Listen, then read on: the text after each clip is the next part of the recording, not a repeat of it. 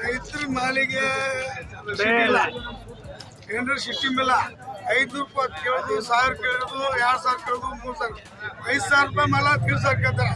10,000 ರೂಪಾಯಿ ಮಾಲ 5,000 4,000 ಕೇಳ್ತಾರೆ. ಇದು ಏನು ಸಿಸ್ಟಮ್ ಐತಿ? ಟೆಂಡರ್ ಸಿಸ್ಟಮ್ ಆಗ್ಬೇಕು.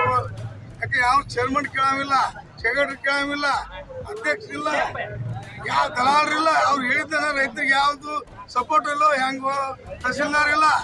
ಯಾರು ಕರೆದ್ರು ಬರಾಕ್ತಾ ಇಲ್ಲ. 4 ತಾಸು ಕುಂತ ಒಬ್ರು ಬರಾಕ್ತಾ ಇಲ್ಲ. ಏನ್ ಮಾಡುದು?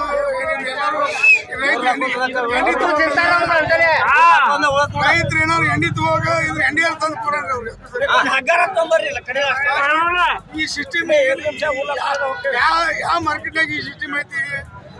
4 ತಾಸು ಯಾವ ಚೇರ್ಮನ್ ಬರ್ಬೇಕು, ಸೆಕ್ರೆಟರಿ ಇಲ್ಲ, ತಹಸೀಲ್ದಾರ್ ಇಲ್ಲ.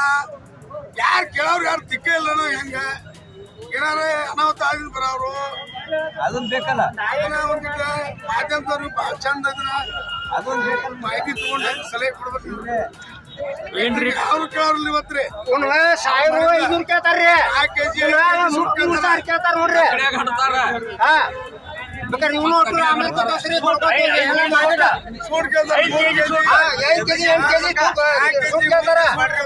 ಮಾಡ್ಲಿಕ್ಕೂ ಮುರಿತಾರ. ಹಮಾಲಿ ಮುರಿತಾರ. ಹಮಾಲಿ ನಾವು ಕೊಡ್ಬೇಕ. ಗಾಡಿ ನಾವು ಕೊಡ್ತೇವೆ.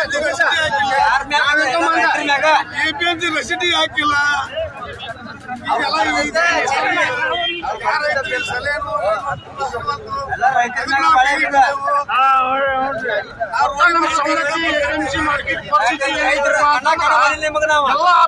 ಅಂಗಡಿಕಾರ ಕಡೆಯಿಂದ ರೊಕ್ಕ ತಿನ್ನಕ ಅವ್ರು ಮಾಡಿದ್ದ ಅಂಗಡಿಕಾರ ಮಾಡಿದ್ದ ರೇಟು ಅವ್ರು ಮಾಡಿದ್ದ ತೂಕ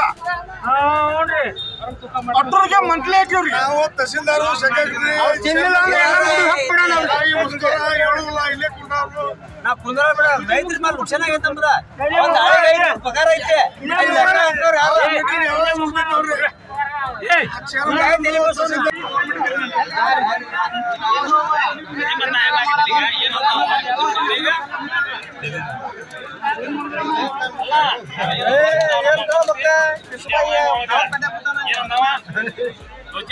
ರೊಕ್ಕ ತಿಂತಾರಂತ